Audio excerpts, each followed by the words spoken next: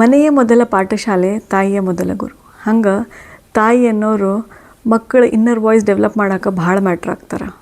5 ಮಾತು ಅಂಥವು ಯಾವ ನೋಡೋಣ್ರಿ. ಒಂದನೇದ್ದು, ನಿನ್ನ ಮೇಲೆ ನಂಗೆ ಪೂರ್ತಿ ನಂಬಿಕೆ ಐತಿ ಅಂದ್ರೆ ಅವ್ರಾಗ ಕಾನ್ಫಿಡೆನ್ಸ್ ಅನ್ನೋದೊಂದು ಬೀಜ ಬಿದ್ದಂಗೆ. ಎರಡನೇದ್ದು, ನೀನು ತಪ್ಪು ಮಾಡಿದರೂ ಚಿಂತಿಲ್ಲ, ನಾನು ನಿನ್ನ ಜೊತೆಗಿರ್ತೀನಿ ಅಂದರೆ ಪರ್ಫೆಕ್ಷನ್ ಮ್ಯಾಟ್ರ್ ಆಗಂಗಿಲ್ಲ, ಆದರೆ ನಿಂದು ಗ್ರೋತ್ ಭಾಳ ಮ್ಯಾಟ್ರ್ ಆಕೈತಿ.